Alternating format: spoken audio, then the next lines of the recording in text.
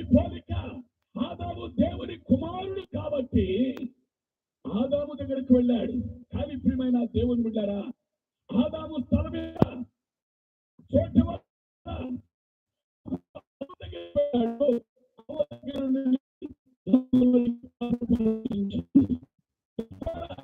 నిత్య మరణం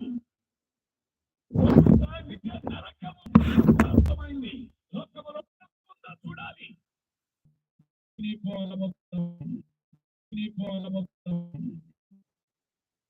ఇది వాస్తవం. ఈ రోజుల్లో కూడా ప్రియమైన దేవుని బిడ్డలారా, ఆలో కనబడుతుంది. మీరు కొడితే తెలుస్తుంది. 13 కిలోమీటర్ల తర్వాత వారు ఆలోచన చేస్తే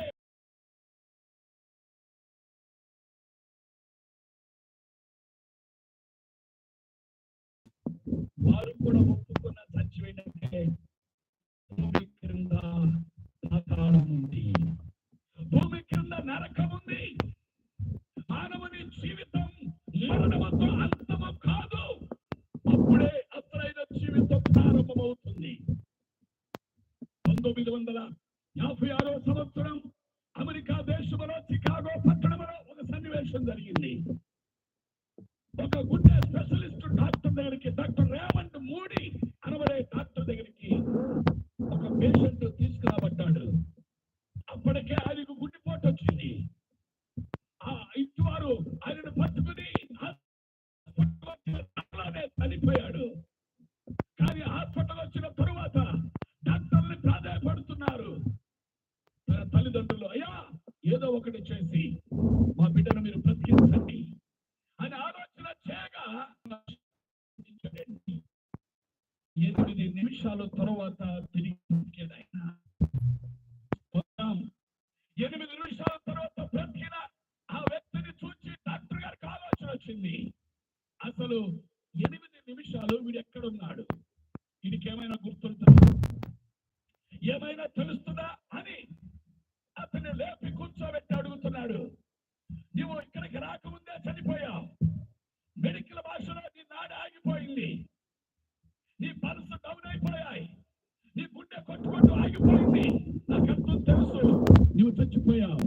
కానీ మీ వాళ్ళు పడుతున్న వేదన చూడలేక నా ప్రయత్నాల్లో ఇదొక ప్రయత్నం చేశాను, నువ్వు బ్రతికావు. అసలు ఎక్కడ ఉన్నావు? 8 నిమిషాలు ఏం జరిగిందో నీకేమైనా గుర్తుందా అని అడిగాడట. అప్పుడు ఆయన చెప్పిన మాటలు ఆ డాక్టర్ని కంగు తినిపించిందట. అప్పుడు ఆ డాక్టర్ గారు అమెరికా దేశం 50 రాష్ట్రాల్లో ఉన్న డాక్టర్ అందరికీ ఉత్తరం రాశాడు. మీ దగ్గరికి పేషెంట్ తీసుకురామని 2 నిమిషాలు, 3 నిమిషాలు, 4 నిమిషాలు, 5 నిమిషాలు, 6 వ్యక్తి నేను అడగవన్న ప్రశ్న,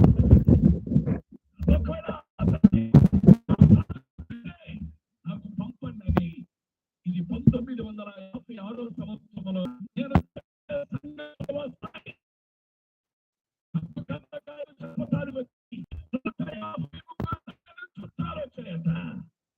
వాటిలో 15 మంది ఒకే రీతిగా వ్రాసారట.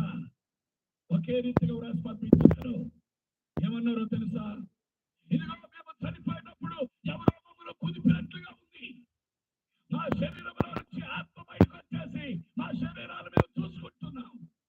మా మీద పడి ఏడ్చేవారు ఉన్నారు, పసుపులు రుద్దేవారు ఉన్నారు, రకరకాల ప్రయత్నాలు చేస్తున్నారు. మా శరీరాలు మేము చూస్తున్నాం. ఆ తరువాత ఒక చీకటి వెలుగు లేకుండా ప్రయాణం చేశాం. ఎంత స్పీడ్గా వెళ్ళామో తెలియదు, ఎంత దూరం ప్రయాణం చేశామో తెలియదు, కానీ ప్రయాణం చేశాం. ఆ తరువాత ప్రకాశమానమైన వెలుగు వచ్చింది. ఆ వెలుగులో ఎన్నడూ చూడనంత వెలుగు. ఆ వెలుగులో ఒక వృద్ధుడు కూర్చున్నాడు, కుర్చీ వేసుకుని. అతడు ప్రశ్నలు అడిగారట. ఏమనో తెలుసా? మీ జీవిత పరమార్థాన్ని మీరు తెలుసుకున్నారా?